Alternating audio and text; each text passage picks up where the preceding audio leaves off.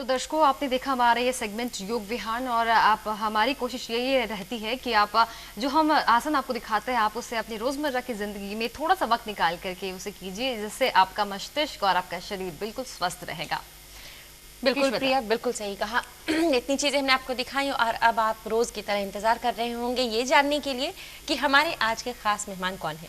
हमारे साथ हमारे आज के मेहमान हैं ललितेश मिश्रा जी, जो अंग्रेजी विभाग के एचओडी रहे हैं बीएन मंडल विश्वविद्यालय में।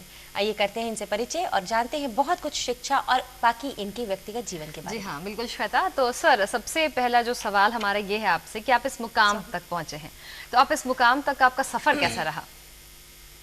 सफ़र बिल्कुल ठीक ठाक रहा। मैंने शुरुआती दिनों में ही मन में एक कल्पना पाल रखी थी जी। कि पढ़ने पढ़ाने का जो कार्य है मुझे उसी में होना चाहिए, और अंततोगत्वा 1976 ईस्वी में मैं इसमें प्रविष्ट हुआ शिक्षण कार्य में, और तब से अब तक लगातार मैं करता रहा हूँ। तो मुझे काफ़ी संतोष है कि मैंने जो चाहा, जो मेरी कल्पना थी, उस हिसाब से मैं विश्वविद्यालय शिक्षा में प्रविष्ट होकर अपने काम को कुशलता से संपादित करता रहा हूँ। इसके अलावा भी ललितेश जी, आप अध्यक्ष रहे हैं छात्र कल्याण संघ के जी, और उसके अलावा आप बहुत सारे काम करते हैं। आप एक पत्रकार भी हैं, आप साहित्यकार भी हैं, कविताएं भी लिखते हैं, मानवीय संकाय फैकल्टी उसके भी आप अध्यक्ष रहे हैं। तो इसके बारे में हमें बताएं कि इतनी सारी चीज़ों में अलग अलग आप जिस तरह से इन्वॉल्व रहे, तो वो कैसे आपने शुरुआत की? नहीं, एक ही समय में इन सारे पदों को मैंने सुशोभित नहीं किया। मैं सबसे पहले स्नातकोत्तर अंग्रेजी विभाग बीएन मंडल विश्वविद्यालय में है, उसका अध्यक्ष बनाया गया था, और फिर उसी क्रम में 2 साल के बाद मुझे मानविकी संकाय, जिसको ह्यूमैनिटीज़ बोलते हैं, उसका मुझे डीन भी बनाया गया। और फिर जब अध्यक्ष पद का जो कालावधि थी वो समाप्त हुई, तो फिर मुझे अध्यक्ष छात्र कल्याण संकाय भी बनाया गया। तो इन सबों में कार्य अलग अलग हैं। जैसे विभागीय अध्यक्षता करनी हो तो वैसे में छात्रों का हित, पठन पाठन की सुव्यवस्था, और फिर अनुशासन से संबंधित जो जवाबदेहियां एक विभाग की होती हैं, तो उसको निभाने का कार्य मुख्य रूप से करना होता है। वो जब तक वो मेरी कालावधि थी अध्यक्ष स्नातकोत्तर अंग्रेजी विभाग का, वो मैंने किया। और फिर मानविकी संकाय के अध्यक्ष होने में मुख्य रूप से कार्य होता है वहाँ अनुसंधान से संबंधित विभिन्न विभागों में या विभिन्न विषयों में जो अनुसंधान के कार्य, पीएचडी की डिग्री या फिर डॉक्टर ऑफ साइंस की डिग्री या डॉक्टर ऑफ फिलॉसफी की डिग्री के लिए जो कार्य किए और करवाए जाते हैं, उसको देखने का काम डीन ह्यूमैनिटीज़ करते हैं।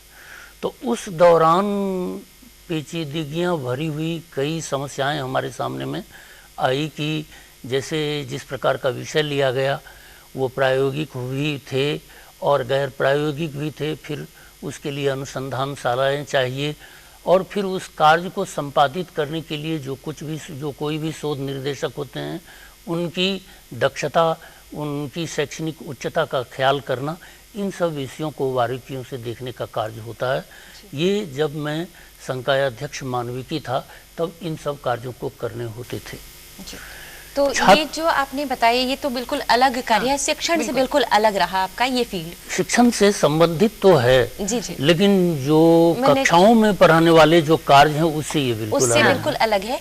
तो क्या इसके लिए फिर कोई आपको ट्रेनिंग लेनी पड़ी कुछ इस तरह की, या फिर अपने आप अनुभव के आधार पर? इसकी कोई ट्रेनिंग तो होती नहीं है, ये अनुभव और व्यवसायगत जो आपकी प्रवीणता है उसको ख्याल रखा जाता है, और उस ख्याल के आधार पर ही लोगों को अध्यक्ष मानविकी संकाय या फिर वाणिज्य संकाय या विज्ञान संकाय बनाया जाता है। जी सर, आपने इतना कुछ हासिल कर लिया अपनी लाइफ में, जो कि आप छात्रों के बीच रहे हैं, छात्रों से जुड़े हुए हैं, तो आपसे ये जानना चाहेंगे कि पहले की जो शिक्षा पद्धति होती थी, गुरु शिष्य परंपरा शिक्षा पद्धति, और अभी की जो शिक्षा पद्धति है या गुरु शिष्य के बीच जो रिलेशनशिप आज के डेट में है, कैसे आप खुद दोनों को कंपेयर करते हैं? क्या अच्छा बेहतर हुआ है या फिर गिरावट आई है? मैं समझता हूँ कि पहले के दिनों की जैसे गुरुकुल में जो व्यवस्था थी उस प्रकार की व्यवस्था अभी तो नहीं है। और पहले जो गुरुकुल की व्यवस्था थी उसमें शिक्षण या शिक्षा वह प्रमुख विषय तो था, लेकिन उससे भी कहीं ज़्यादा नैतिकता भरी हुई जिंदगी और जीवनचर्या को ज़्यादा तवज्जो गुरुकुल में मिलता था। अभी जो शिक्षण व्यवस्था हमारी है या शिक्षा की जो हम कार्यक्रम चलाते हैं वह कहीं न कहीं मुझे लगता है कि नैतिक गुणों का लोप हो गया है, और इसके कारण वह व्यवस्था जो पहले पुरातन काल में हमारे देश में प्रचलित थी या विश्वविद्यालयों में प्रचलित थी। अभी आप समाचार वाचन में नालंदा विश्वविद्यालय में कुछ एक जो डिसिप्लिन्स पढ़ाए जाने हैं 2014 से, तो ये जो नालंदा विश्वविद्यालय और पुराने विश्वविद्यालय देश में जहाँ कहीं भी थे वहाँ नैतिक शिक्षा पर आधारित शिक्षण कार्यक्रम को काफ़ी महत्व मिलता था, और इस कारण उस समय की शिक्षा पद्धति काफ़ी ऊंचाइयां छू सकी। अभी जो हमारे यहाँ प्रचलित शिक्षा पद्धति, हमारे यहाँ खास करके मैकॉले का जो प्रयोग शिक्षा के क्षेत्र में हुआ, उसके बाद हमारे देश में ही कई शिक्षा समितियां बनाई गईं, उसकी सिफारिशें आई, मुदालकर का, DS कोठारी का, या उससे पहले आचार्य काका कालेलकर का। इस तरह के बड़े बड़े मनीषियों ने अच्छी सिफारिशें की, लेकिन कहीं न कहीं लगा कि उसे धरातल पर जिस प्रकार उतरना चाहिए वो उतरा नहीं। और ये अंग्रेजों के द्वारा लादी गई जो हमारी शिक्षा पद्धति है उसमें तो नैतिक शिक्षा पर बल दिया ही नहीं गया, और नतीजा ये है कि आज जो हमारी शिक्षा पद्धति है उसमें कहीं न कहीं अराजकता जैसी बात दिखाई देती है। मतलब कह सकते हैं कि एक डिक्लाइन आया है जो स्टडीज है, मॉरल साइंस की वजह से। जो आपने बताया शिक्षा पद्धति की तुमने बात की प्रिया, लेकिन एक और चीज है जो एक ट्रेडिशनल कोर्स जो पहले से पढ़ाई होती थी कि मैट्रिकुलेशन था, उसके बाद इंटरमीडिएट हुआ, फिर ग्रेजुएशन हुआ, फिर लोग आगे की पढ़ाई करते थे। अभी बहुत ज्यादा स्कोप हो गया वोकेशनल कोर्सेज में, +2 करते करते बहुत सारे कोर्सेज हैं। तो ये जो पारंपरिक पढ़ाई होती रही उस पर लोगों का नहीं जाना चाहते कि 5 साल कौन पढ़ाई करे, इतने में कुछ और पढ़ाई करके फिर अपना करियर सेटल करें। तो आपको क्या लगता है वो जो पारंपरिक जो पढ़ाई है वो जरूरी है आज भी इस दौर में, या वोकेशनल कोर्सेज जो करियर ओरिएंटेड है वो ज्यादा जरूरी है? जी देखिए, दोनों ही प्रकार के शिक्षा कार्यक्रमों का अलग अलग महत्व है। मैं ये तो नहीं कहूँगा कि परंपरागत जो विषय हैं जिसकी पढ़ाई अभी विश्वविद्यालयों में या पूरे देश में की जा रही है वो कहीं से अप्रासंगिक है, ऐसा मैं नहीं मानता हूँ। यह जरूर है कि अभी की स्थिति में हमारी सरकार की प्राथमिकता है कि बेरोजगारों को रोजगार दिया जाए। सरकारी स्तर पर रोजगार के जो अवसर प्राप्त होते हैं वे दिनानुदिन सिकुड़ते चले जा रहे हैं, और हमारे यहाँ बेरोजगारों की फौज पढ़ लिख कर बढ़ती लगातार चली जा रही है। तो ये सोचा गया कि जो पारंपरिक विषय, परंपरागत विषयों की जो पढ़ाई होती है उसके अलावे अगर हम ऐसे कोई पाठ्यक्रम चलाते हैं जो व्यावसायिक है और बिल्कुल रोजगार परक हो, तो वैसी पढ़ाइयों को बहुत ही कम समय में हम पूरा करके और अपनी ज़िंदगी को खुशहाल बना सकते हैं। अगर सरकारी क्षेत्रों में हमें नौकरियां न भी मिलती हों तो हम आत्मलंबी होने के लिए, स्वावलंबी होने के लिए वैसी पढ़ाइयों का अपने जीवन में उपयोग करके अपने जीवन को सार्थक बना सकते हैं। इसीलिए दोनों ही स्थितियों में दोनों प्रकार की पढ़ाइयों के महत्व तो हैं, लेकिन एक बात मैं यहाँ उद्धृत करना चाहता हूँ कि आचार्य विनोबा भावे ने एक बार ये लिखा हुआ था कि हमारी जो अभी शिक्षा पद्धति है वो उसी प्रकार की है जिस प्रकार कि एक डाल पर बैठा हुआ बंदर दूसरे डाल पर जाने के लिए छलांग लगाता है। इसका मतलब सिर्फ यही हुआ कि हमारी पढ़ाई ऐसी हो जो बिल्कुल कोहेसिव, जिसको हम बोलते हैं सुसंगत तरीके से, जो हमारे मन और शरीर को इस प्रकार प्रशिक्षित करे कि हम जीवन के किसी भी क्षेत्र में उन पढ़ी हुई चीज़ों को आराम से कार्यान्वित कर सकें और अपने जीवन को आगे बढ़ा सकें। ऐसा कुछ हो नहीं रहा। व्यावसायिक शिक्षा पद्धति में यह ज़रूर है कि आप स्किल्ड ज़्यादा होते हैं। जो पारंपरिक विषय हैं उसको पढ़ने से आपके ज्ञान की अभिवृद्धि तो होती है, लेकिन आप प्रवीण नहीं होते हैं। जैसे अभी स्टूडियो में बैठा हुआ हूँ और ये कैमरामैन है, कैमरामैन का जो कार्य होता है, उसकी जो पढ़ाई होती है, सिनेमेटोग्राफी होती है, उसकी एक अलग से पढ़ाई भी है। नेशनल स्कूल ऑफ ड्रामा में या फिल्म डिवीज़न में इसकी पढ़ाई होती है, इसके कोर्सेज भी होते हैं। लेकिन वो अगर पढ़ाई करके अपने घर में बैठ जाएं तो वे अच्छे कैमरामैन नहीं कहला सकते जब तक कि कैमरे पे उनका हाथ ना जाए और फिर उनका रिजोल्यूशन, फिर उसके एंगल लेने का अंदाज अगर वो तभी सीख सकते हैं जब वो व्यावहारिक जीवन में कैमरों का उपयोग करेंगे, तब वो सफल कैमरामैन हो सकते हैं। इसी तरह की बात है, हम हिंदी पढ़ते हैं, अंग्रेजी पढ़ते हैं, बहुत सारे कवियों के बारे में, रचनाकारों के बारे में हम बहुत कुछ जानते हैं, लेकिन उन चीज़ों को, उनके अनुभवों को जीवन को उतारने में, व्यवहार के क्षेत्र में उतारने में काफ़ी कुछ कठिनाइयाँ हो सकती हैं। लेकिन व्यावसायिक जो पाठ्यक्रम है, जैसे BCA का, bachelor of computer application, BBA, bachelor of business administration, इन सब चीज़ों में, इन सब विषयों में जो चीज़ें पढ़ाई जा सकती हैं, तो उनको आप सीधे सीधे जीवन में उतार ले सकती हो, उन्हें जान सकती हो, तो निश्चित रूप से आपकी कमाई का अवसर भी बढ़ेगा और आपके जीवन ज़्यादा सुखमय हो। तो इसका ये मतलब निकलता है प्रिया कि या पढ़ाई कोई भी हो, दोनों में से जो भी स्ट्रीम हो, या व्यावसायिक हो या फिर पारंपरिक हो, लेकिन जब तक हम व्यावहारिकता में नहीं लाएंगे, प्रैक्टिकली उसका अनुभव नहीं करेंगे, तो दोनों ही बेकार है। पूरी तरह से लगन से जो भी करें वो हमें आगे बढ़ा सकता है करियर के क्षेत्र में।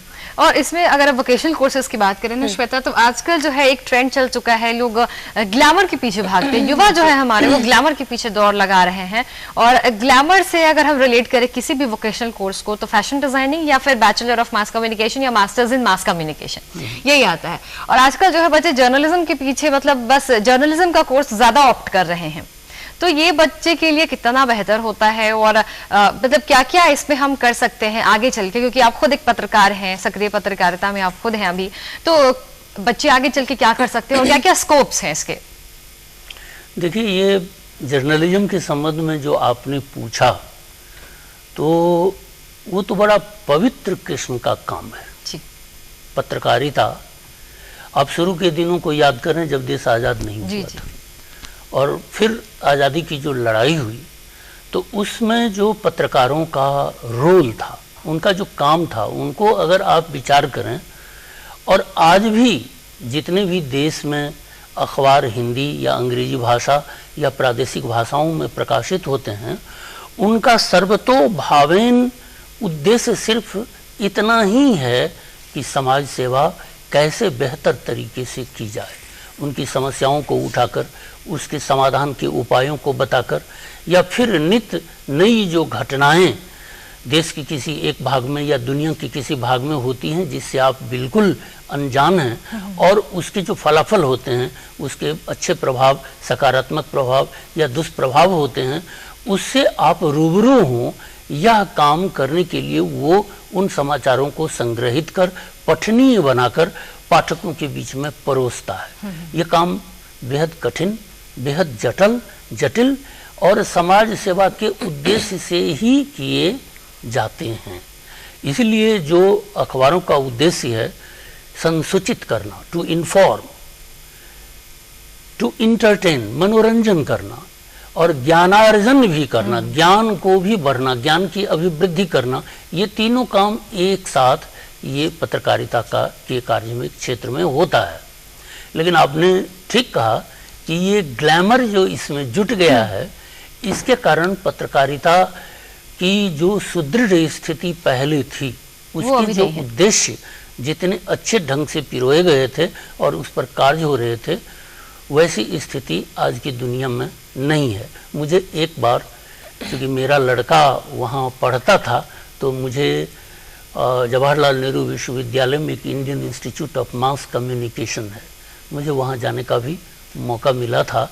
तो मैंने वहाँ देखा कि पढ़ाई लिखाई में तो जो रुचियाँ होनी चाहिए, उसमें जितने भी नामांकित छात्र और छात्राएं थीं, उन्हें थीं, लेकिन अब वो दिल्ली का प्रभाव कह लीजिए, या फिर IIMC का प्रभाव कह लीजिए, उसका जो हैलो, उसकी जो आभा पीछे से है, उसके कारण मुझे ऐसा लगा कि उसमें पढ़ने वाले बच्चों को अपने साफ सफाई, अपने तौर तरीकों और फिर जिंदगी को कितना ज़्यादा से ज़्यादा आकर्षक बनाया जाए, इसमें अधिक रुचि दिखी। और पत्रकारिता का जो मूल भाव है उसके प्रति उनकी जो प्रतिबद्धता होनी चाहिए उसकी कमी है।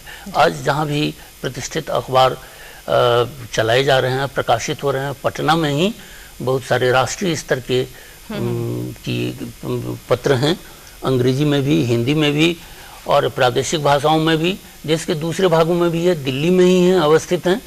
तो वहाँ कहीं न कहीं ऐसा लगता है कि प्रतिबद्धता का अभाव जैसा है। बिल्कुल यही सवाल जैसे अभी प्रिया ने किया कि जो ग्लैमराइजेशन की तरफ लोग जाते हैं, तो जो ड्यूटी होती है एक पत्रकार होने की, कि समाज की सेवा करनी है और सिर्फ खबरें नहीं पहुंचानी है। ये मैं एक बार और मैंने ये बात उठाई थी, बात हो रही थी पत्रकारिता की, कि पत्रकार अगर है और चाहे वो प्रिंट मीडिया हो या इलेक्ट्रॉनिक मीडिया हो, सड़क पर कोई घायल व्यक्ति पड़ा है तो क्या उसे पहले न्यूज बनाना जरूरी है या उस घायल की मदद करनी जरूरी है? जी, इसको लेकर के कोई भी कांड इसको लेकर के बहुत सारी कंट्रोवर्सीज भी होती रही हैं कि अगर एक महिला है उसके साथ बुरा बर्ताव किया जा रहा है तो उसे हम फिल्मा लेते हैं, पहले जो पत्रकार होते हैं पहले फिल्मा लेते हैं, वो से ज्यादा इंपॉर्टेंस देते हैं। बिल्कुल, क्योंकि वो खबर कहा जाता है मीडिया में जो दिखता है वो बिकता है। तो ये कहते हैं अच्छी खबर है, बड़ी खबर है, बहुत हम बहुत सारी बातें बोल देते हैं, उसमें हम कई सारे नेता को फोन पे पैच कर देते हैं। लेकिन क्या पहले हमारा कर्तव्य ये है कि पहले हम उस महिला के साथ जो बदसलूकी की जा रही है, जो घायल व्यक्ति है, उसे पहले हम सुरक्षित करें या सुरक्षित स्थान पे पहुंचा दें या उसका इलाज करवा दें, उसके बाद हम इसके बारे में बातचीत करें। बिल्कुल, एक पत्रकार की जो मानवीय संवेदना है वो ज्यादा जरूरी है या उन्हें पत्रकारिता जो उनकी अपनी ड्यूटी है वो ज्यादा जरूरी? नहीं, आपका सवाल बिल्कुल ठीक ठाक है और बुद्धिमत्तापूर्ण है। हम पहले मानव हैं जी, इसलिए मानवीय संवेदना हमारी प्राथमिकता में होनी चाहिए।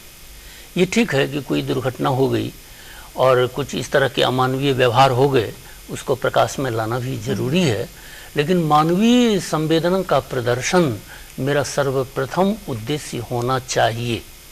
और अभी क्या हुआ है कि समाचार को सनसनीखेज बनाने के लिए हम उन पक्षों की का निरादर कर देते हैं, उसकी अवहेलना कर देते हैं, उनको छोड़ देते हैं।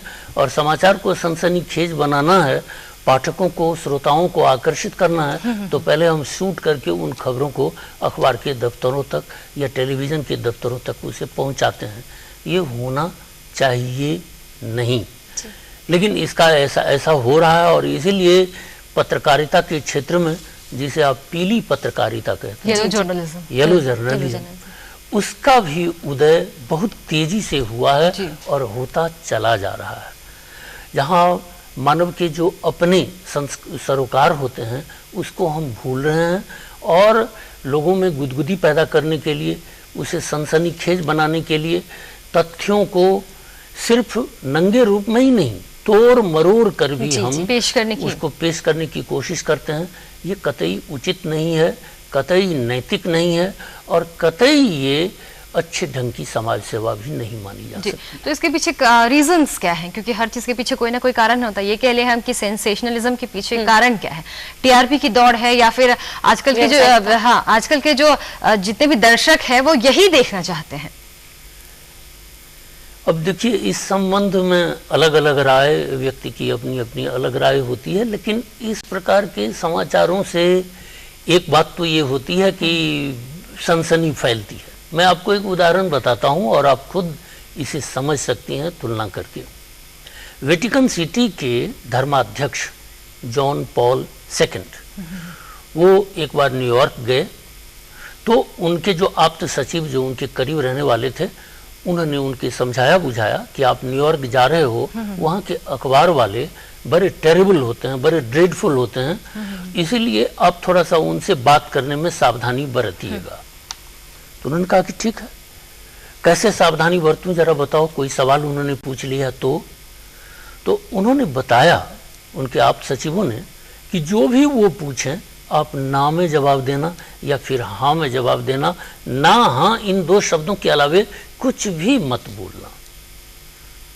बात बन गई और फिर ये लोग पहुंचे न्यूयॉर्क आधी रात के समय में।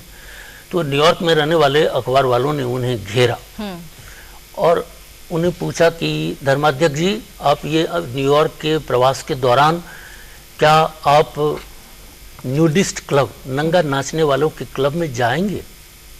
तो उसे तो आप सचिवों की वो हिदायत याद थी। उन्होंने कहा कि क्या यहाँ नंगा नाचने वालों का क्लब है? प्रश्न का प्रति प्रश्न किया। बात खत्म हो गई। दूसरे दिन अखबारों में छपा, धर्माध्यक्ष द्वारा नंगा नाचने वाले क्लब की खोज, जबकि ऐसा उन्होंने कुछ कहा नहीं था। फ्रंट लाइन वही बनाया, नीचे में पूरा डिटेल दिया हुआ है। तो इस तरह की स्थिति क्यों की गई और पूरे अमेरिका में तहलका मच गया कि धर्माध्यक्ष न्यूयॉर्क आते हुए ही नंगा नाचने वालों की क्लबों की खोज कर रहे हैं, बोलते हैं कि ये धर्म के बड़े रखवाले हैं, प्रहरी हैं, और तब इनके मुंह से ऐसी भाषा, जबकि ऐसा उन्होंने बोला भी नहीं था, उनकी भावना भी नहीं थी।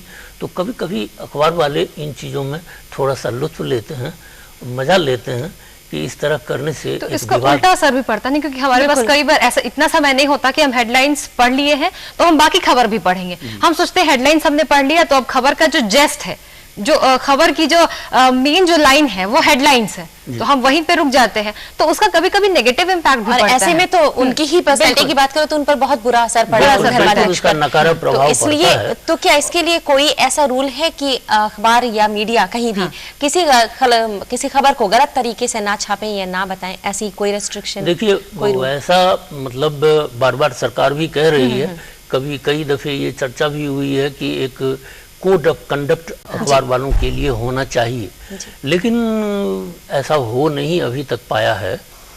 लेकिन ये है कि जो कोई भी अखबार में काम करते हैं वे सारे लोग प्रशिक्षित होते हैं, जानकार होते हैं, उन्हें खुद ब खुद आत्मसंयम बरतने की कोशिश करनी चाहिए ताकि समाज में किसी का दिल नहीं दुखे, कोई उनके लेखनी से, उनकी बातों से प्रभावित किसी का जीवन नहीं हो। वैसे हमारे यहाँ जो भारतीय दंड संहिता है उसमें अवमानना में जाने की, डिफेमेशन शूट करने की, अगर अखबार या कोई टेलीविज़न चैनल खबरों को गलत तरीके से पेश करता है तो उसके खिलाफ हम डिफेमेशन सूट, डैमेज सूट हम कर सकते हैं, न्यायालय की शरण ले सकते हैं। लेकिन अधिक समय में मेरे हिसाब से इलेक्ट्रॉनिक या प्रिंट मीडिया में जो काम करने वाले लोग हैं उनको बिल्कुल अपनी भाषा, अपनी वाणी पर इतना संयम होना चाहिए कि समाज में कोई गलत संदेश ना जाए। लेकिन आजकल की अगर मीडिया की बात करें तो पोक करने वाली स्थिति है। हमेशा होता ना, कोई भी खबर आई, अब एक छोटी सी भी खबर है तो उसको इतना हम बढ़ा चढ़ा करके मीडिया में पेश कर दिया जाता है कि कई बार वो वाली स्थिति हो जाती है कि खोदा पहाड़ और निकली चुहिया। ऐसा कई मामलों में हुआ है, हम लोगों ने भी देखा है। तो होता क्या है कि जो कुछ भी खबरें आप प्राप्त करते हैं तो उसको आप पहले जान लीजिए, उसका अनुशीलन कर लीजिए, उसके पीछे जितने अनुसंधान करने की ज़रूरत है, पूछताछ करने की ज़रूरत है, वो भी आप जान लीजिए, तभी आप एक सम्यक निष्कर्ष पर निकलकर अच्छी खबर को जन्म दे सकते हैं। कहीं से कोई कही सुनी बात आपने ले ली, उस पर खबर लिख डाली और बाद में जांच के क्रम में पता चला कि इस प्रकार की कभी कहीं बात ही नहीं हुई है, तो इस प्रकार की प्रवृत्ति का त्याग करना चाहिए।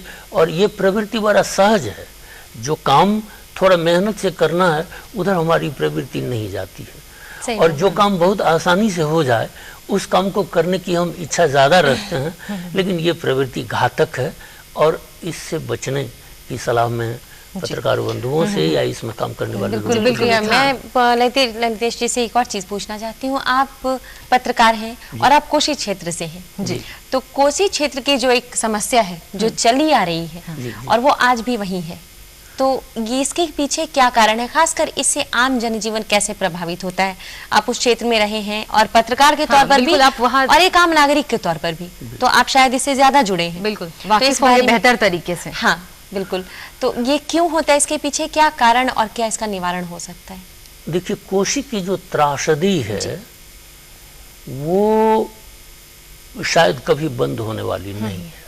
उसकी वजह ये है कि ये जो कोसी का जो इलाका है, भूभाग है, वो हिमालय पहाड़ के नीचे का जो भाग है वो है, और उसको हम कह सकते हैं कि डाउन स्ट्रीम वाला लो लाइंग एरिया है बिहार का यह उत्तरी पूर्वी भाग, जिसमें कोसी क्षेत्र भी आता है। नेपाल में हिमालय क्षेत्र में जितनी नदियां निकलती हैं वो किसी न किसी रास्ते से गुजरती हुई उसको बिहार में ही सर्वप्रथम उतरना है। तो जाहिर सी बात है कि नदियों का पानी जो नेपाल से निकलती हुई आती है वो बिहार में आएगी ही आएगी, और उन पानी के स्राव को, बहाव को रोकने का, चूँकि वो प्राकृतिक है, तो रोकने का मेरे हिसाब से अब तक न तो कोई कारगर उपाय ढूंढा जा सका है, और शायद अगर कोई उपाय ढूंढे भी गए तो तब भी नदियों के बहाव को रोकने की प्रक्रिया नहीं अपनाई जा सकती है। कुछ दिन पहले हमारे देश में राज्य सरकारों के अनुरोध पर केंद्र सरकार ने ये किया था कि एक बड़ा क्षेत्र नेपाल का भूभाग है, वहाँ डैम बना करके नदियों से निकलने वाली निःसृत पानी का जमाव वहाँ किया जाए और फिर उसे रेगुलेटेड मैनर में उसके बहाव की प्रक्रिया प्रारंभ की जाए, ताकि दोनों देशों की सुरक्षा हो सके, कहीं भी बाढ़ आने की स्थिति न बने। जो रेगुलेटेड वाटर डिस्चार्ज होगा उसको फिर सिंचाई के लिए हम काम में ला सकें। 1953-54 के आसपास कोसी क्षेत्र में तटबंध बनाए गए थे, क्योंकि कोसी की विभीषिका झेलने के कारण वहाँ की अर्थव्यवस्था पूरी तरह से चरमरा गई थी, अभी भी चरमराई हुई है। औद्योगिक विकास उस क्षेत्र का नहीं हो पाया, खेती-बाड़ी भी बिल्कुल शून्य प्राय हो गई, क्योंकि कोसी की नदियों से आने वाले पानी के साथ साथ बालू की राशि काफ़ी बड़े पैमाने पे जमा हो गई थी, कृषि लायक भूमि वहाँ रह नहीं गया था। तो इन्हीं सब बातों को ध्यान में रखते हुए जवाहरलाल नेहरू के नेतृत्व में कोसी बांध की योजना बनाई गई थी। 1953-54 में 124 किलोमीटर का, जो भारतीय भूभाग से ही शुरू होता है, तटबंध का निर्माण किया गया था, और ये सोचा गया था कि पूर्वी और पश्चिमी कोसी तटबंध के बीच में जिसकी दूरी या जिसकी चौड़ाई लगभग 8 किलोमीटर के आसपास है, उसमें पानी का बहाव हो, और फिर सिंचाई की योजनाएं बनाई गई, छोटे छोटे नहरों के द्वारा, उपनहरों के द्वारा, कैनल्स के द्वारा सिंचाई की व्यवस्था हो।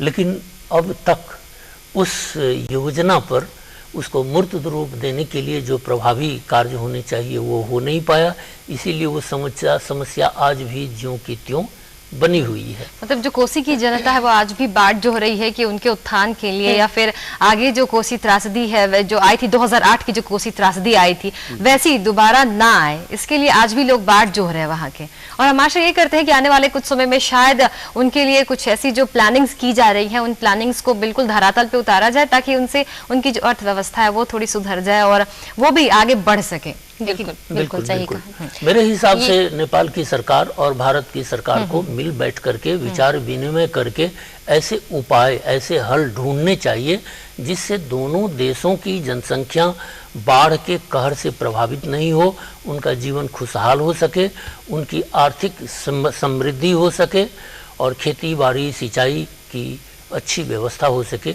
इसके लिए मिल बैठ करके दोनों देशों के बीच एक समन्वय करना होगा, तकनीकी सलाह के अनुरूप कार्य करने होंगे, ताकि कम से कम क्षति हो, और जो क्षति अब तक हुई उसकी भरपाई आगे आने वाले कम समय में ही हो सके। जी बिल्कुल। हमने बहुत सी बातें की प्रिया, अलग अलग विषयों पर, और मैं और बता दूं दर्शकों को कि ललितेश जी ने अपने बारे में जो कुछ बताया, इसके अलावा ये साहित्यकार भी हैं, आप आलोचनाएं भी लिखते हैं और समीक्षा भी लिखते हैं, कविताएं भी लिखते हैं, हिंदी, अंग्रेजी और मैथिली तीनों ही भाषाओं में बराबर से इनका कमांड है। तो अपने साहित्य में क्या किया, और अपने 2 किताबें भी लिखी हैं जो भी, उनके बारे में हमें बताएं। देखिए, साहित्य के साथ मेरा संबंध बहुत पुराना इसलिए हुआ कि यह मुझे संस्कार के रूप में ही प्राप्त हुआ था।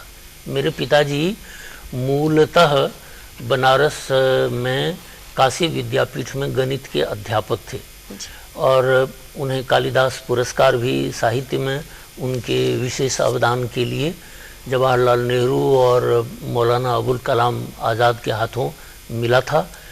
और उन्होंने कोई 2 दर्जन से अधिक किताबें कई भाषाओं में लिखी हैं।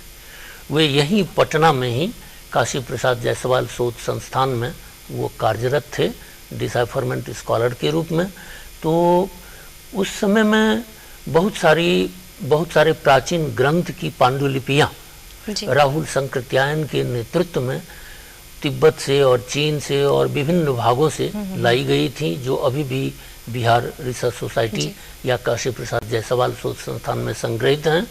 तो उसके वाचन का, उनकी लिपियां चूंकि अलग किस्म की थी, कुछ खोरसा लिपि में थी, कुछ दूसरी ब्राह्मी लिपि में थी, कुछ और भी दूसरी लिपियों में थी जिसकी जानकारी मुझे नहीं है। तो उसका वाचन उन्होंने पहले संस्कृत में, फिर हिंदी में, और कई पुस्तकों के अनुवाद अंग्रेजी में भी उन्होंने किए। बनारस से उन्हें इसी काम के लिए लाया गया था। और इस प्रकार इसके अलावे मैथिली में गद्य विधा, समृद्ध मैथिली गद्य लिखने के कार्य का श्री गणेश भी उन्हीं के द्वारा लगभग 1905 ईस्वी में एक पत्रिका के प्रकाशन जो बनारस से प्रकाशित होता था, मिथिला मोद, वहाँ से हुआ। और मैथिली में उनकी करीब 8 निबंधों का संकलन प्रकाशित है, जो मैथिली साहित्य के गद्य की भित्ति है, धरोहर है। और फिर हिंदी में भी, संस्कृत में भी उनकी लिखी कई किताबें हैं। और मूल रूप से गणित में भी उन्होंने लिखा है, जैसे सरल त्रिकोणमिति, बीज गणित, रेखा गणित। लेकिन एक बात है, एक गणित के अध्यापक को साहित्य की तरफ इतना रुझान मैंने कभी सुना नहीं, कि क्योंकि दोनों 2 बिल्कुल अलग अलग विषय हैं। तो गणित में भी आपने बताया कि वो बिल्कुल सिद्धहस्त थे और साथ साथ साहित्य में भी। तो ये एक बहुत ही, ऐसे तो वैसे आपने कहा ठीक है, ऐसा विरल ही होता है कि एक स्ट्रीम के लोग दूसरे स्ट्रीम में मदद रखते हों। लेकिन मैं आपको कईयों के नाम सुनाता हूँ तो आपको ताज्जुब होगा। आपने सुना होगा डीडी कोसाम्बी का नाम। जी जी। ये डीडी कोसाम्बी अर्थशास्त्र के प्राध्यापक हैं, थे भी, और भारतीय इतिहास में वो सर्वाधिक योगदान देने वाले डॉक्टर राम शरण शर्मा की तरह हुए हैं। बर्टन रसल का नाम आपने सुना होगा, वो गणित के ही अध्यापक थे कैम्ब्रिज यूनिवर्सिटी में।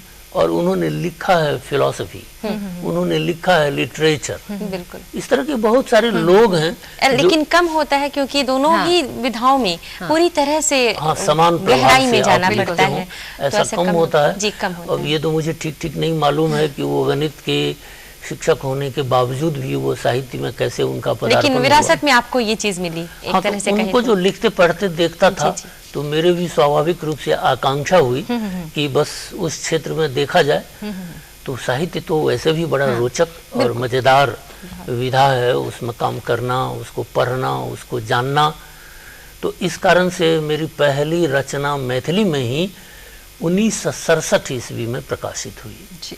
उसके बाद से, उस समय मैं बिल्कुल युवावस्था में था, बड़ा आकर्षण हुआ, बड़ा अच्छा लगा कि बहुत सारे लोगों ने पढ़ा, फिर उन्होंने मुझसे कहा भी, और धीरे धीरे रचनाशीलता भी मेरी बढ़ती गई। शुरू में मैंने कुछ कविताएं लिखी, बाद में मैथिली कहानियों के लिखने का सिलसिला शुरू हुआ, फिर हिंदी में भी लिखी, बाद में अखबार में सामयिक प्रसंग में, जैसे उन दिनों में आर्यावर्त था, सर्चलाइट था और द इंडियन नेशन था, और भी दशा दिशा एक अखबार यही पटना साइंस कॉलेज के सामने में उसका दफ्तर था, वहाँ से छपता था। तो उसमें सामयिक राजनीतिक जो प्रसंग होते थे उस पर भी मैं लगातार बहुत, जिसको कॉलमनिस्ट कह सकते हैं या कॉलम्स कह सकते हैं, उस कॉलम्स में मैंने लिखना शुरू किया, जो आज भी अनवरत जारी है। ये तो आपकी हॉबी एक तरह से कह लेते हैं कि आपकी हॉबी है लिखना। लेकिन लिखने के अलावा और किस चीज में आप ज्यादा रुचि रखते हैं? खासकर जब फुर्सत के क्षणों में आप बैठते हैं, वैसे तो व्यस्त रहते हैं, इतने काम आपके पास है, फिर भी जब कभी रिलैक्सेशन के लिए बैठते हैं? रिलैक्सेशन के लिए मूल रूप से मैं संगीत की ओर ज्यादा मुखातिब होता हूँ। पता नहीं, कुछ देर उस दुनिया में चले जाने के बाद बड़ा सुकून सा मिलता है, और लगता है कि जैसे हम रिक्रिएटेड हो गए, पुनर्जीवन या पुनर्सृजन की ओर मुखातिब हो गए, ऐसा अनुभव होता है। किस तरह के गाने आप सुनना पसंद करते हैं? एक तो भारतीय शास्त्रीय संगीत, वो बड़े अच्छे हैं, बहुत ही उम्दा किस्म के हैं। मैं अंग्रेजी गानों को भी सुनने का शौक रखता हूँ, उन्हें भी सुनता हूँ, लेकिन सुसंगतता जिस प्रकार की भारतीय शास्त्रीय संगीत में दिखाई देती है वैसा कुछ मुझे कहीं अन्यत्र नहीं दिखता है। आप चाहे भजन हो या फिर शास्त्रीय गायन हो, तो आप बड़े बड़े लोग जो गाते हैं अभी हमारे देश में, संगीत परंपरा के जो मर्मज्ञ गायक हैं, विद्वान हैं, आप उनके भजनों को सुनिए, उनकी गायकी को सुनिए, तो आप जिस तरह का सूफी संगीत में आपको सुनने से मजा आता है, लगभग उससे ज़्यादा कहीं सुकून आपको भारतीय शास्त्रीय संगीत को सुनने का है। विभिन्न प्रकार के रागाज हैं, राग हैं, विभिन्न प्रकार के स्वर और अवरोह, ये सब चीज़ें उन चीज़ उसमें उसकी विशेषता के रूप में आपको दिखाई देंगी। वो सुनने से कहीं ना कहीं लगता है कि हमारी आत्मा को वो झंकृत करता हुआ होता है, और इसीलिए वो ज़्यादा बेहतर है। और आपको शायद आर्ट फिल्मों में भी ज़्यादा रुचि है, एक अलग तरह की जो समानांतर फिल्मों से अलग होती है ऐसी? बिल्कुल, मुझे लगता है कि व्यावसायिक फिल्मों की तुलना में जो आर्ट फिल्में हैं, कलात्मक फिल्में हैं, वो जीवन की सच्चाइयों से कहीं ज़्यादा निकट दिखता है। जी। और जीवन के छोटे छोटे पक्ष को जितने कलात्मक ढंग से आर्ट फिल्मों में, ये बॉलीवुड में बनने वाली जो फिल्में हैं, ये ठीक है कि वो प्रशंसकों और दर्शकों के बीच में बहुत ज़्यादा पॉपुलर, लोकप्रिय नहीं हो पाता है, क्योंकि उसमें गाने कम होते हैं, या फिर आइटम सॉन्ग्स उसमें कम होते हैं, या उसके डायलॉग्स वो भी थोड़ा एक अजीब किस्म के उसमें साहित्य का पुट भरा होता है, सटीक होता है। इन सब कारणों से मतलब समाज के सभी वर्गों में वह उस प्रकार समादृत नहीं होता है जिस प्रकार की व्यावसायिक फिल्म है। लेकिन इसके बावजूद भी जो संदेश समाज में प्रसारित आर्ट फिल्मों के जरिए होता है, वो सच्चाई के कहीं ज़्यादा करीब होता है। इसीलिए उन फिल्मों को, नसीरुद्दीन शाह के कई मैंने आर्ट फिल्म्स देखे, मुझे कोई कैसे फिल्म वाली थी जिसके बारे में मतलब जिसने आपके जीवन पर गहरा प्रभाव डाला हो, कुछ चीजें याद रह जाए? उनकी एक फिल्म है नसीरुद्दीन शाह द्वारा अभिनीत फिल्म, शायद मैंने वो देखा था। वो मतलब प्रेम से भरे हुए जीवन में छोटी छोटी बातों को लेकर के किस तरह की करवाहट और विषाद पैदा हो जाती है, उसी पर आधारित वो फिल्म थी। फिल्म का कथ्य उसी पर आधारित था। तो मैंने देखा कि उस प्रकार की बातें तो रोजमर्रा की जिंदगी में होती हैं, मतलब एक दाम्पत्य जीवन में होता ही रहता है, लेकिन वो किस तरह से एक उत्कर्ष पर या विध्वंस के कगार पर पहुंच जाता है और जिंदगी के सारे ताने बाने टूट जाते हैं, उसको बड़े ही रोचक और प्रभावी ढंग से उन्होंने दिखाया हुआ था। जी। तो जो आर्ट फिल्मों की आप बात कर रहे हैं, समानांतर फिल्में, ये अब वैसी फिल्में नहीं बन रही हमारे ख्याल से? फिल्में बन रही हैं जी, बहुत कम। जैसा मैंने बताया कि दर्शकों की रुचि उस प्रकार की नहीं, वो तो आइटम सॉन्ग खोजते हैं, मारधार खोजते हैं, हिंसा खोजते हैं। तो इन सब चीजों को देखने में तो शांति से कुछ ज्यादा लोगों की दिलचस्पी होती है। तो ये सब चीजें, और शायद यही वजह है ना कि समानांतर फिल्में जो है वो देख करके आजकल के युवा भी बिल्कुल वैसा ही बिहेव कर रहे हैं। हमारी लाइफस्टाइल जो है बिल्कुल मूवीज के अकॉर्डिंग ही होती जा रही है, बोलचाल का जो तरीका होता है हमारा वो भी वैसा ही होता जा रहा है। बिल्कुल, क्योंकि और जैसे आपने कहा कि वो समानांतर फिल्म, तो पैरेलल टू लाइफ, बिल्कुल जिस तरह से जिंदगी आगे वृद्धिगत होती है, ठीक उसी प्रकार के कर्तव्य अगर आप दिखाते हैं, वही है तो जो बिल्कुल जिंदगी से ये सादृश्य दिखाता हुआ। तो सादृश्य दिखाने वाली जो फिल्में, ये समांतर फिल्में हैं, वो ज्यादा प्रभावित होती हैं, हमारी भावनाओं को झकझोरती हैं, कुरे देती हैं, और हम उन चीजों को देख करके सचमुच प्रफुल्ल होते हैं, उत्साहित होते हैं, और खुद को कहीं ना कहीं उस फिल्म से या उस दृश्य से कोरिलेट कर देते हैं, बिल्कुल जोड़ लेते हैं, कोरिलेट कर लेते हैं। जिंदगी में होती हुई जो घटनाएं हैं वो यकायक हमें याद आ जाती हैं, हमारे स्मरण पथ में वो चली आती है। जी। और ललितेश जी, आपके व्यक्तिगत जीवन के बारे में हम बात कर रहे हैं, व्यक्तिगत अभिरुचियों के बारे में, तो आपके परिवार के बारे में भी जानना चाहेंगे। आप इतने सारे काम करते हैं एक साथ, बहुत व्यस्त रहते हैं, ऐसे में परिवार का सहयोग आपको कैसे मिल पाता है? देखिए, परिवार का सहयोग तो मुझे बहुत अच्छे तरीके से मतलब अब तक की ज़िंदगी तक मिलता रहा है। मेरे 3 बच्चे हैं, तीनों लड़के हैं, और तीनों पढ़े लिखे हैं, सुशिक्षित हैं, सभी ने दिल्ली विश्वविद्यालय और JNU से पढ़ाई की। तो वे लोग अच्छे अच्छे पदों पर आसीन हैं, और मेरी पत्नी पढ़ी लिखी तो हैं, लेकिन वो मूल रूप से घर गृहस्थी संभालने वाली पत्नी के रूप में ही हैं। कहीं नौकरी को उन्होंने तलाशा नहीं और मेरे साथ ही रहकर मुझे सहयोग करने की तमन्ना शुरू से पाली हुई थी। अभी भी वो उसी तरह से मेरा देखरेख करती हैं, मेरे कार्यों में हाथ बटाती हैं। और चूंकि बच्चे, मैंने बताया कि पढ़ लिख करके बिल्कुल अपनी अपनी जगहों पर काबिज हैं। एक तो आप ही लोगों की तरह जैसे ये दूरदर्शन बिहार है, उसी तरह से आज तक टेलीविज़न चैनल में एक चैनल का ही कार्यभार वो तेज के ही वो सारे कारोबारों को देखते हैं। दूसरे वो बैंक में सीनियर मैनेजर हैं ग्वालियर में, और तीसरे अमेरिका की क्लेमसन यूनिवर्सिटी में पढ़ाते हैं, वहीं से पीएचडी की, डॉक्टर ऑफ साइंस किया। इसीलिए बच्चों का कोई कार्यभार मेरे ऊपर है नहीं। वे लोग भी स्वतंत्र रूप से अपना उन्मुक्त जीवन जीते हैं और मैं भी अपने काम में लगा रहता हूँ। पत्नी हमारे साथ होती हैं। लेकिन इतना व्यस्त आपकी दिनचर्या होती है, आप काफी कम समय निकाल पाते होंगे अपने बच्चों के लिए, अपने परिवार के लिए, तो क्या कभी कोई कंप्लेंट्स आए हैं कि आप समय कम देते हैं, या फिर होता ना थोड़ी बड़ी मीठी तकरार घर में हो जाती है कभी कभी? नहीं, देखिए, ये मोबाइल ने हम लोगों की मोबिलिटी बहुत बढ़ा दी है, इंटरनेट ने हमारी मोबिलिटी बहुत बढ़ा दी है। तो फिर लैपटॉप के जरिए या मोबाइल के जरिए जब कभी भी इच्छा करता हूँ, शौक करता हूँ, तो मैं मतलब बच्चों से तुरंत बात करता हूँ, उनकी पत्नियों से बात करता हूँ, छोटे छोटे जो मतलब पोते पोतियाँ हैं उन लोगों से भी बात करता हूँ, खूब हंसता हूँ, एंजॉय भी करता हूँ। छुट्टियाँ थोड़ी बहुत कभी कभी साल में निकालता हूँ, साल या 2 साल पर, तो 10-15 दिन के लिए उन लोगों के बीच चला भी जाता हूँ।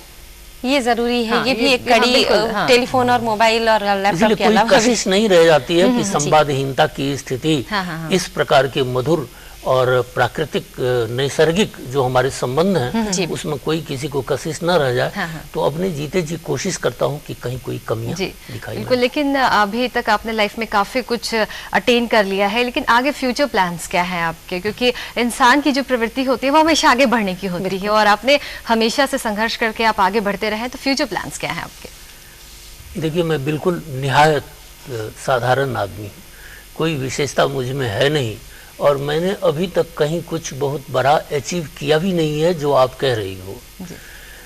तो चूंकि बहुत बड़ा कुछ अचीव नहीं किया है, इसीलिए अचीव करने के लिए बहुत सारे काम हमारे लिए बाकी हैं जो हमें आगे के दिनों में या अवकाश ग्रहण करने के पश्चात करने हैं।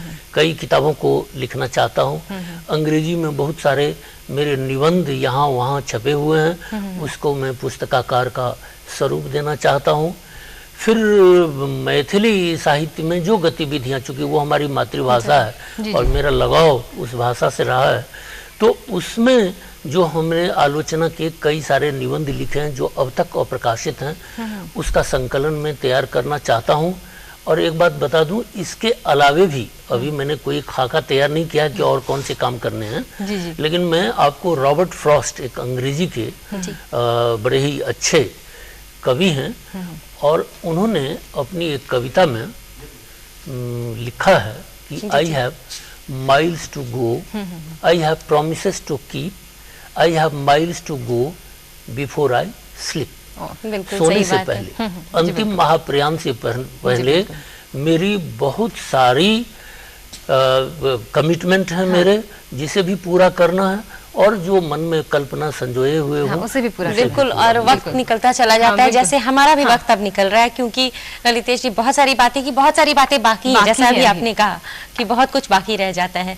लेकिन बावजूद इसके इतनी देर हमने आपसे बात की, बहुत सारी चीज़ों के बारे में, आपके व्यक्तिगत जीवन के बारे में, आप यहाँ आए, अपने इतना कीमती वक्त दिया, इसके लिए आपका बहुत बहुत धन्यवाद। बहुत बहुत धन्यवाद आप सब लोगों का, कैमरामैन और जो और भी क्रूज आपके साथ काम कर रहे हैं, उन्होंने जिस प्रकार का सक्रिय सहयोग इस कार्यक्रम के संचालन में दिया, उन सबों को धन्यवाद, पाठकों को धन्यवाद, श्रोताओं को धन्यवाद।